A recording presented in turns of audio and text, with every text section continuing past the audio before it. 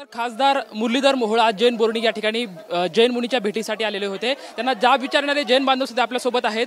खासदार मुरलीधर मोहोळ या ठिकाणी आलेले होते। काय त्यांनी आश्वासित केलं, काय त्यांची चर्चा झाली? त्यांनी आश्वासन काय दिलं यापेक्षा आम्ही म्हणतो की सेल डील कॅन्सल व्हायला पाहिजे।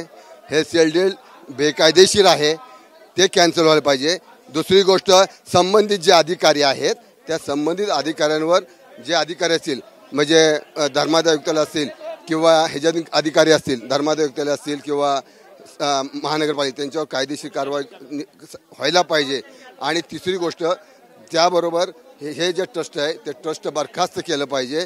ज्यांनी बेकायदेशीर त्या मंदिर हॉस्टेल विकण्याचा प्रयत्न केला त्यांच्यावर कारवाई। खरं तर मुरलीधर मोहोळला तुम्ही जाब विचारला, मुरलीधर मोहोळने तुम्हाला काय सांगितलं? नाही आहे, हे त्यांचं राजकीय उत्तर आहे। सत्य काय आहे त्यांना माहिती आहे, जनतेला माहिती आहे। आम्ही सांगायची आवश्यकता सांगितलं। तुम्ही कुठल्या भूमिकेवरती ठाम आहात? आम्ही याच भूमिकेवर आहोत, सेल डील कॅन्सल व्हायला पाहिजे। गुरुदेवांनी जो आदेश दिलाय आणि जैन दरम्यानची जी भावना आहे त्या अनुसाराने हे सील डेट संपूर्ण कॅन्सल व्हायला पाहिजे। संबंधित जे अधिकारी, दोषी अधिकारी आहेत त्यांच्यावर कारवाई व्हायला पाहिजे। तिसरी गोष्ट, हे जे ट्रस्ट आहे ते बरखास्त केलं पाहिजे की त्यांनी जे बेकायदेशीर विकण्याचा प्रयत्न केला आहे। ज्यावेळी दान केलेलं कोणत्याही समाजात दान केलं की परत ते आपल्याला विकण्याचा घेण्याचा अधिकार नसतो, परंतु या ठिकाणी तो प्रकार झाला आहे। त्यासाठी संबंधित ट्रस्टींवर बरखास्त केलेच पाहिजेत। मुरलीधर मोहोळ असं म्हणतात की 1 तारखेपर्यंत हा विषयाचा सर्व तोडगा काढेल, वाटतं तुम्हाला असं काढतील? सत्ता त्यांची आहे, सद्भावना आहे त्यांना आमच्या शुभेच्छा आणि त्यांच्या सद्भावना आहेत, आमची भावना आहे। आम्ही जर म्हणतो आजच केलं पाहिजे, पण त्यांनी 1 तारखेपर्यंत म्हणते तर 1 तारखेपर्यंत त्यांनी करावं।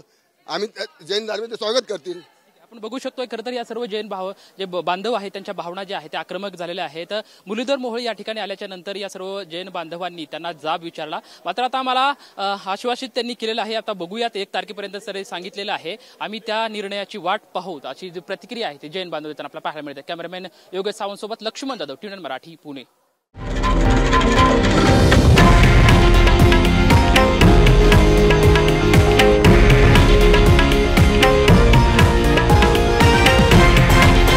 हे आहे देशातील नंबर 1 न्यूज नेटवर्क आणि आपण पाहत आहात TV9 मराठी, एकमेव।